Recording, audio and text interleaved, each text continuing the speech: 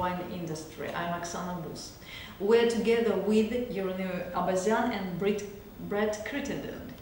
Correct. Hello. Is it okay in Krasnodar? I can tell you already that I love this place.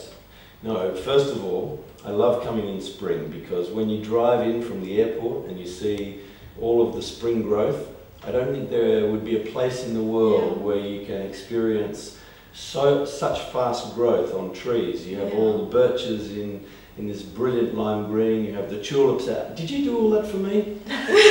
I think nothing special. I think you must have, because my previous memory was I think at the end of winter, and it's nowhere near as pretty. I mean, today 25 degrees in London. It's 11. It's 11 in London, 25 here. It's beautiful temperature. So it's almost summer for you. It's almost summer, and in the last couple of days we've gone down to the Black Sea, nearly to the Black Sea, and tasted some wonderful wines at the coast. So what can be wrong with that? And not to mention the very attractive life around. Yeah, it is good. Brett, we know that you are the great specialist of wine. You have a great experience and you know everything about wine, black or white, you never red know everything. or rose. I wonder what it is, the high quality wine. What it is? Well, to me, quality wine is very simple. Quality, very simple, because quality wine is very much about reflecting the winemaker. It's not the winemaker. It's nothing to do with that. It's all about the quality of the grapes and transforming those quality grapes into the bottle in the best possible way. So, if you are in a place where the conditions are very good, and here around Krasnodar is excellent for wine growing. Conditions are excellent. Lovely cool nights, lovely sunny days, very cool winter to protect, nice moderating climate. So the raw ingredients are there. Then you need people with a passion to grow the grapes in the right way. And when you have the right people growing the grapes that take care of them like they're little babies, they are looking after the grapes and finding the most appropriate grapes for that particular, what we call terroir, which is the soil, which is the microclimate in this. And then if you can grow beautiful grapes, then the winemaker has a chance to make very good wine. And this is the only way. The great wines of the world are a true reflection of the land in which those grapes were grown. So balance is obviously important. All the structural things in the wine are important, but for me, the real key to great wine is when that wine is screaming its origins, when it's screaming its terroir at you, so that you are unmistakably drinking wine from that particular region. And we've tasted some very, very exciting wines in the last couple of days. Speaking about terroir and about screaming of the origin, the place. Can you give some examples, if it's possible, of course, of wines, of local wines that are really of high quality, and you can be sure that you will recognize whenever you taste it. So, did you meet, or have you ever met such wines here in Krasnodar? I have. Yesterday we were visiting a very new concept winery. You probably remember the name. You mean Livka? Livka.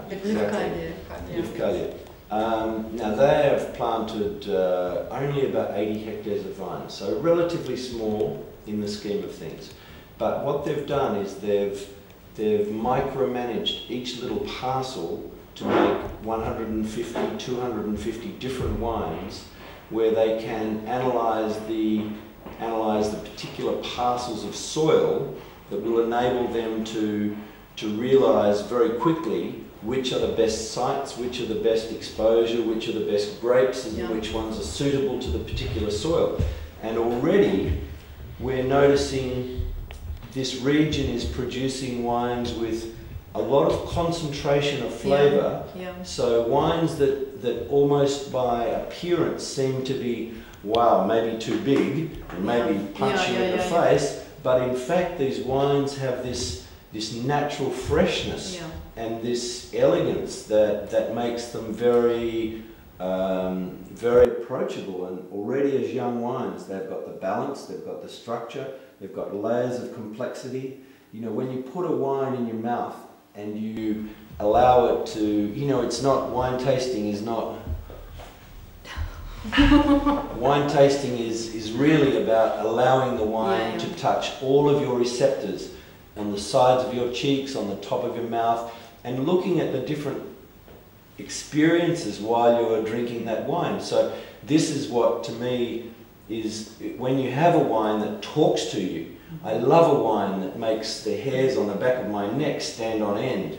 Wine that talks to you and says, wow, I'm... Did you taste wine like this? Yeah, Did you taste sure. it? I knew. Never. No, but it's when you taste wine like this, it's exciting. It jumps all the senses of your body, and it's like, you know, it's like meeting somebody very nice when you have a little, when you have a strange feeling and you can't talk about it because, but you know, it's the same feeling. It's a wonderful experience, and great wine gives you this. I know. I have no the culture of drinking wine. I have no some culture, for example, but maybe somebody have it. I mean, the classic world, the Europeans has the tradition to drink wine. Maybe Russians have known such traditions, such deep tradition too. My experience is that Russians are catching up very quickly. Yeah. So if we went back 10 years, 12 years when I first started coming to Russia, yes, we drank vodka. Yes, we got drunk. Yes, we, you know, nights were short but very fast. And wine was something that they wanted to learn about, wanted to like, but really they prefer to drink vodka. Yeah. But today there is a hugely expanding middle class of people, the secretaries, that are earning good amounts of money and don't have a lot of dependencies, don't have a lot of costs, and can enjoy wine with meals at restaurants.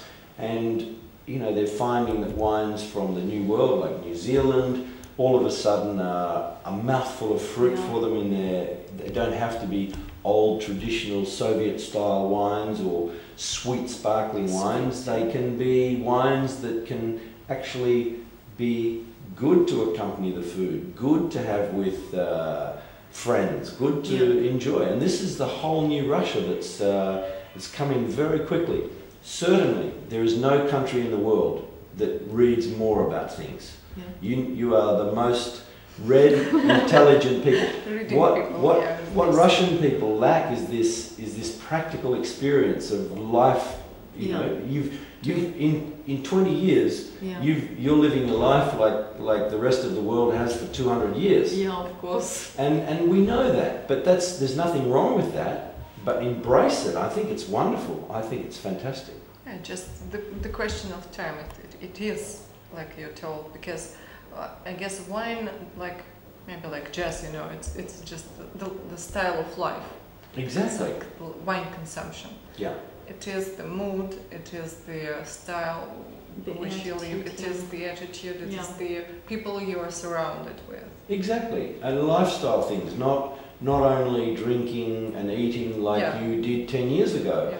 It's a lot more al fresco. It's a lot more about the freshness of ingredients. It's a lot more about, you know, the immediacy of getting quality ingredients. It's, you know, you've got seas full of this beautiful fish. Yeah. You've got wonderful things. Historically, all this was smoked, salt preserved, dried, Today it's all about the freshness of the ingredients and and this is what's fantastic. This is a new Russia. This is, you know, and the great thing is you've got Thank wines. you very much. So we have an opportunity to be in the global competition. Exactly. Yeah. No, it's true. Very true. Yeah. Yeah. Now when we are sure that the quality is just gaining, the Russian wines are gaining the position. Yeah, we are making up this gap that existed for many years. Now the question is that how we should promote our wines. Is it really possible, or we just shouldn't do this? It's enough to just have local wines for our country, and we shouldn't export it. Do I feel and look like I have a pained expression on my face? Because I do. Okay, because it's a hugely difficult question to answer. Yeah. Obviously, with the infrastructure and the system, you don't have the long history of understanding what needs to be done to control and to manage the winery's growth in a way that makes them appreciated internationally. We had a long debate earlier today about appellation. Yeah. You know, the French or the Italians were saying appellation or terroir means quality. It doesn't mean quality. What you need to do is you need to help people in the world to first of all understand that within Russia you have a number of different wine growing regions. Yeah. You need to start to acknowledge that, you know, when you bring wine from other countries and bottle it in a particular place, this should not be appellation or geographically designated wine. It should be Russian wine. That's fine. But we need to have some simple steps to take. And strategy, yeah. And a strategy that is bought into by the wineries, because what I want as a consumer on the other side of the world, I want to buy a wine that is grown and produced on the banks of the Black Sea, or with the sparkling wine, the very good sparkling wine that I tried yesterday on the banks of the Black Sea. Yeah. You probably know the name. Azovsky. Azovsky, exactly. Azovsky. And that's important. You know, I want to be able to recognise these wines internationally. Today, I have no idea what I'm buying from Russia. It could be from any other country, bottled in Russia. It could be produced from grapes from other parts of Russia, grown in Azov, you know, bottled in Azov. It could be anything. I want to know, and people are inquisitive. People are interested to know about this. Look, it's a long way down the track. First of all, wines produced and grown in Krasnodar region, including the Black Sea region, should have a stamp on them, grown and produced honestly in Krasnodar region. So this is the strategy, yeah. This is a simple strategy that helps people to understand what they're doing. Then we can start to say, right, this little like champagne area. Exactly. Yeah. Exactly. It's one area. Yeah. You know, grapes aren't purchased from the Loire Valley or from England and taken to Champagne, and all of a sudden it becomes champagne. It's got to be grown and produced, and yes, I understand you have problems in some years where the frost can kill half of the vines. So be honest about it. We don't mind. Be honest. Say we only have a little bit of wine produced from this year because we had a tragic situation, an unusually cold winter that killed half of our vines. Yeah. We have got an alternate wine for you that we have bought from grapes coming from other region to help our business. But be honest. You know, it's not a. It's to not. Be honest. It's not smoke and mirrors. You know, it's not. We want to be transparent. Yeah. And the only way you are going to have a region that is internationally respected is to be transparent and honest. Yeah. It's words that are sometimes difficult.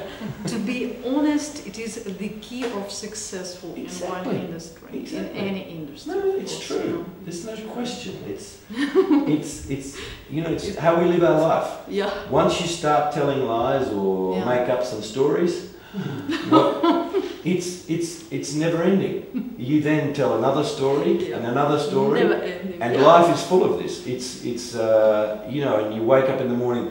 What did I tell them? What? And it's I know it's. I didn't remember what I told before.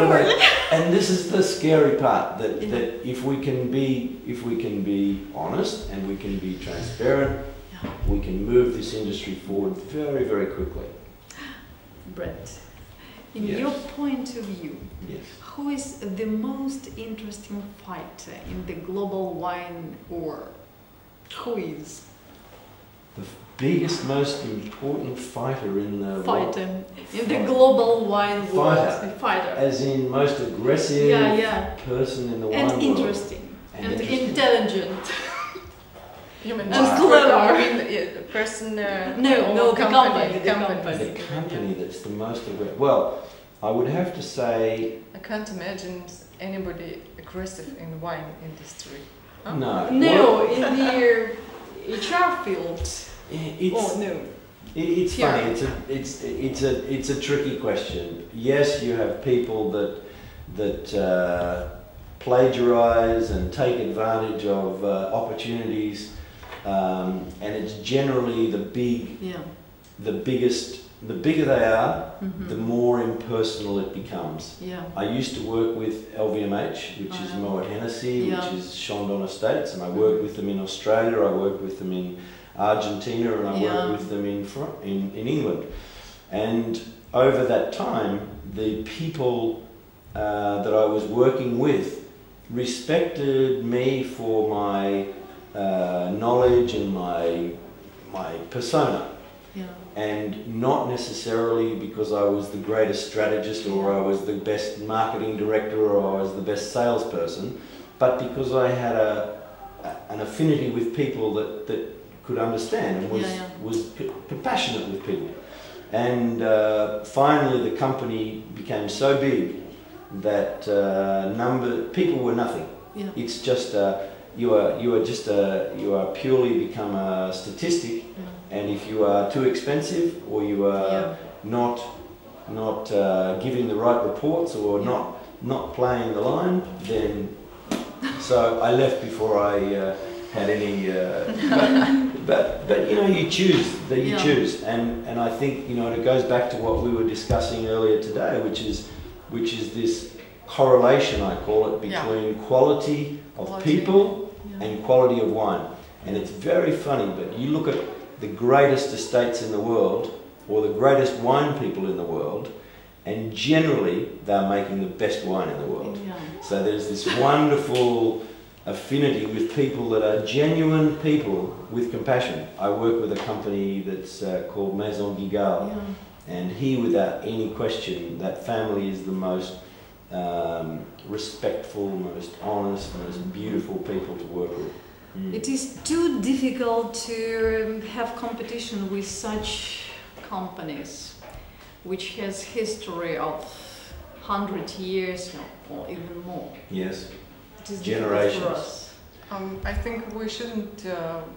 The aim is not to compete with foreign companies for these, you know, big companies. I mean, we should have our own story, our own success story, our own marketing, maybe our own identity. I mean, Russian wines. So there is no need to compete. Yeah, I don't think you need to compete either. I mean, you have this wonderful opportunity. You've got this beautiful land on the coast. You've got natural tourism. Yeah. Yes, there could be some improvements in the gastronomy, but that will come with tourism. It will come with the better wineries. It will come with all of these things. So there's a natural tendency, and you don't need to reinvent the wheel. Yeah. You can look at countries like Australia. You can look at countries like New Zealand. Yeah. 30 years ago, New Zealand, it has a history of winemaking going back 100 years, but in reality, the success of New Zealand is only in the last 30 years in Marlborough, because of this beautiful expression of terroir that they have with their Sauvignon Blanc that's just like crunching fresh fruit in your mouth, with lovely, you know, and it's glaciers. So it's a traditional area, and it's in the middle of nowhere. So don't, you know, regional or low distance to travel is not a hindrance or not a problem. It's about the, you know, when you're in New Zealand, they have created this wonderful aura around the whole tourism, winery, gastronomy, the whole picture is becoming very important. And this is where we need, or you need to have some groups together that are working towards a vision, a longer goal. That's not going to be easy, because people have hidden agendas, people have their own agendas, and to get everyone to work as a group to bring people to do things is the only way it can happen. It's but you've got beautiful country here. It's gorgeous. I mean the opportunity to grow this and to be a part of it is spectacular. And I look forward to longer term to be coming back year after year and watching the evolution and the growth of it, because it's exciting. About the evolution, I know that everybody asks you this question. Well, you're here for a second time, I guess, for our tasting competition here as a member of jury. Yes.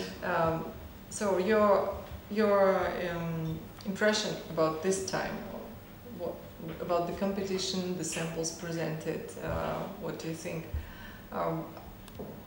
Is there a progress in the quality in samples?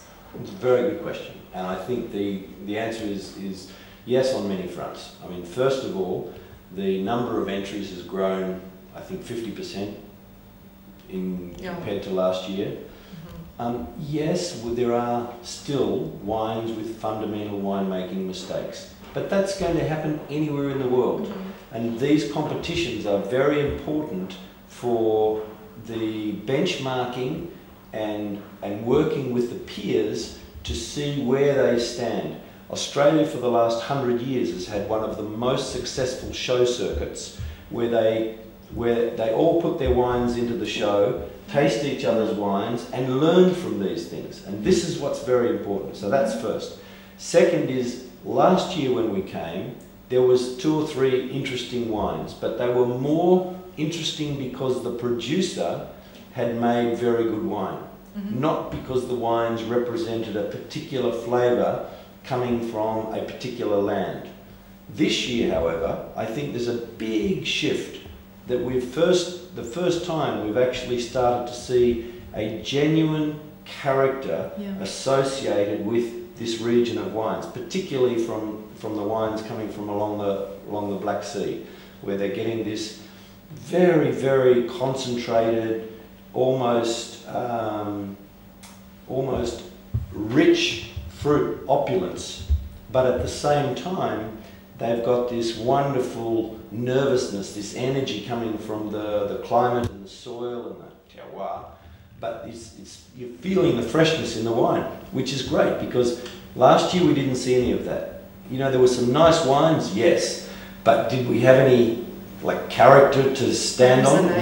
No, there was no identity. This year we've got some real, I can come away and I think I could put some wines into blind tastings and I could say, that wine is from this region, because it's got some, you know, there's really already developing some wonderful characters in these wines.